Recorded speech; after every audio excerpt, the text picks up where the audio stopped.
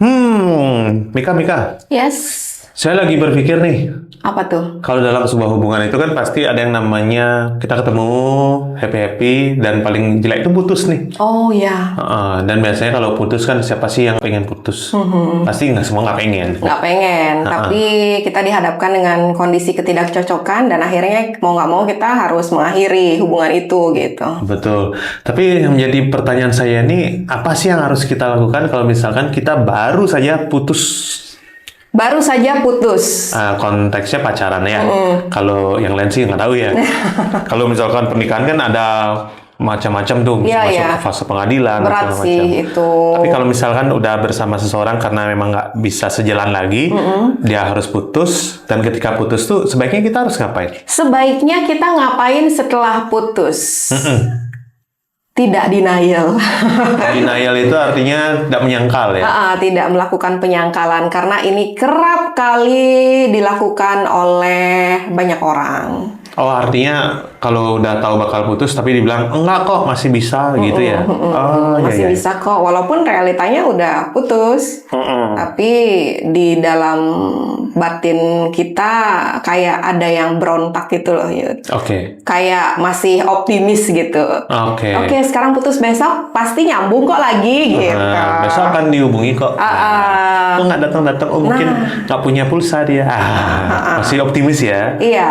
Oke. Tapi memang tidak semua orang bisa melakukan ataupun lolos dari fase ini secepat itu gitu.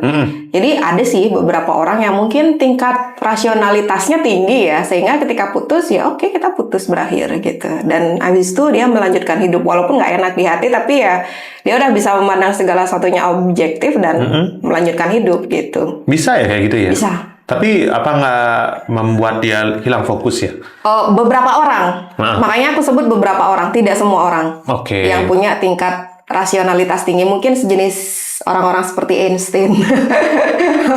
Yang menganggap bahwa kita akan bodoh ketika kita mikirkan cinta. Iya. Baiklah, baiklah. Atau Isaac Newton barangkali. Oh, berarti harus berkali-kali kena kejatuhan apel kan?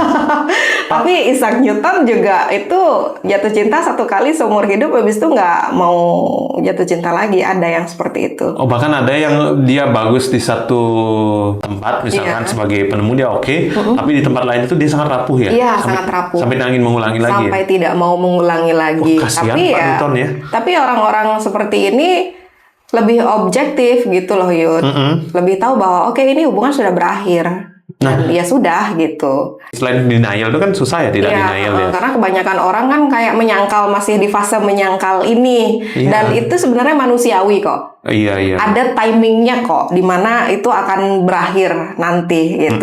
Jadi di momen-momen seperti ini banyak sekali orang-orang yang pasti kayak mewek, nangis, karena penyangkalan gitu. Oke. Realitanya apa, dianya mikir ataupun di batinnya, di dalam dirinya itu masih kayak mikir yang lain, tidak sesuai realita. Makanya otomatis kayak gejolak emosi itu akan ada dan ya seringnya kita akan lihat orang-orang seperti ini nangis. Bahkan nangisnya tiba-tiba aja. Oh, bisa gitu? Ya, padahal nggak ada curhat gitu, nggak mau ngomongin putusnya ke kawan-kawan mereka gitu ya, tapi ya dia akhirnya nangis gitu. Dan memang fase ini harus dilalui sih, harus dilalui sampai kita ketemu fase selanjutnya, yakni fase menerima. Dari denial dan menerima ini kan fasenya jauh tuh. Iya.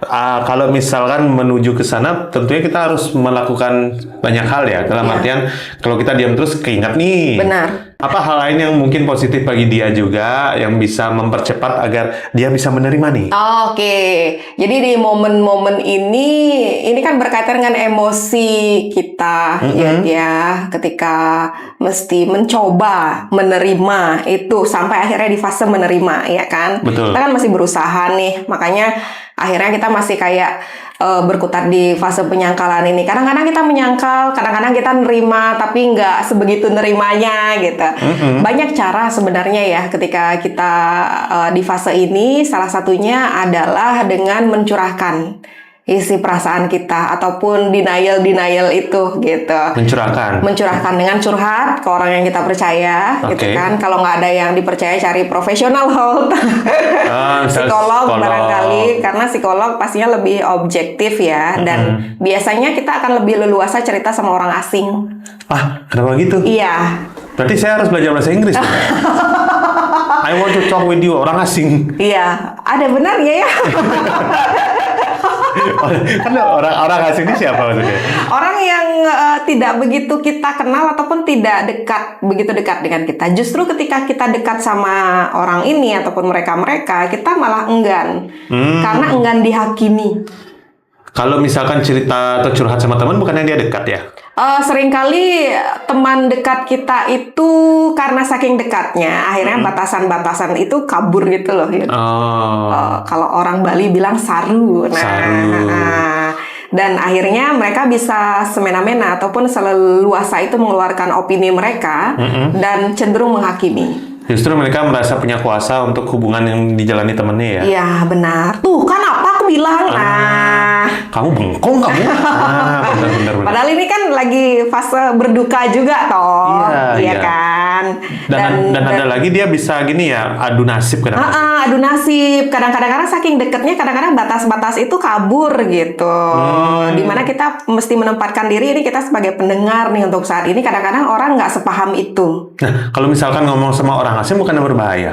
Iya, ada memang sisi berbahayanya. Tapi disitulah kayak seninya gitu loh, Yud. Seni? Iya. Wow. Unik kan? Berarti kita harus mencari orang yang bisa bahasa Inggris dan bisa menggambar. Susah banget ya? Ya, nggak bisa bahasa Inggris juga. Oh, nggak bahasa Inggris? Karena biasanya nih, terhadap orang-orang asing ya, orang yang maksudnya tidak dekat dengan kita, itu pakai sereg. Jadi manusia juga punya naluri untuk bisa dekat dengan orang lain, ya kan? Nah, sebelum dekat itu kan pasti jadi orang asing dulu toh, sampai akhirnya bisa dekat. Betul. Tapi kan itu melalui kayaknya pengen nih dekat sama orang ini, pengen nih ngobrol nih gitu. Naluri kita. Nah, nggak sembarang orang asing juga diajak ngobrol. Lagi diam kan ini. How are you? Makanya datang ke professional health, salah satunya psikolog, itu adalah hal yang sangat membantu sih. Karena kan psikolog itu adalah orang yang di luar circle kita gitu loh, Yud. Jadi itu salah satu orang asing juga. Betul. Yang akhirnya bisa menempatkan dirinya dan bisa berpikir objektif atas permasalahan yang kita hadapi. Salah satunya permasalahan romance ini. Nah, misalkan kalau kita mau cerita sama orang nih, ada nggak orang-orang yang perlu kita hindari untuk kita cerita? Oh, jelas. Ada. Kita harus mengenali dulu ya. Minimal kita tahu nih karakter orangnya seperti apa gitu. Karakter orangnya apakah selain memang dia di ranah profesional itu kan beda ya. Kalau misalnya itu dalam orang-orang terdekat kita harus kenal dulu ini orang bocor nggak gitu. Cepu gitu ya. Cepu nggak gitu. Karena ada loh tipikal orang yang wah nyimak banget, bisa banget diajak ngobrol. Ternyata diobrolin sana sini cerita kita.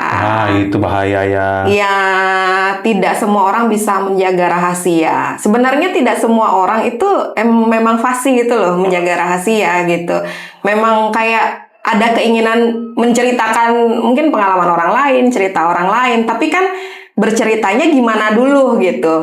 Kadang ada orang yang bercerita itu jadi inspirasi, tapi ada juga orang yang bercerita akhirnya jadi gosip. Dan ada juga yang bercerita biar FYP. Temenku bilang, aduh. Itu. Wah, bahaya ya, bahaya. Itu kan dari sisi menceritakan. Karena ada orang-orang yang kalau misalnya kita ngomongin kognitif nih, ya kan, proses mental gitu ya. Untuk bisa mencurahkan itu harus ngobrolin. Ada orang yang dominan di sana. Iya. Ada juga orang yang mungkin bisa handle itu sendirian. Tapi pasti harus ada katarsisnya alias penyalurannya. Salah satunya dengan journaling, nulis apa yang dirasakan setiap harinya gitu. Itu juga salah satu penyaluran kalau tidak mau cerita ke orang lain. Berarti dia bisa menekuni hobi ya. Iya. Misalkan itu berarti semuanya penyaluran ya masuknya. Kalau yang pertama penyalurannya lewat ceritanya dia. Iya. Yang kedua penyalurannya dengan menjalankan hobi. Benar. Misalkan Dan itu. satu lagi, Apa itu? dengerin podcast kita. Iya benar. Kita itu sehat loh. Iya. Benar. Kenapa aku sarankan seperti ini? Karena kita butuh sebenarnya inspirasi dari orang lain.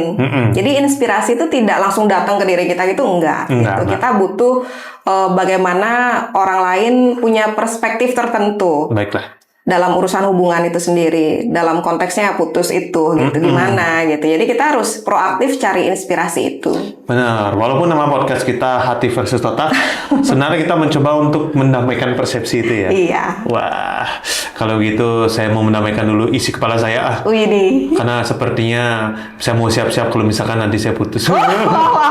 Jangan, saya tidak mau putus.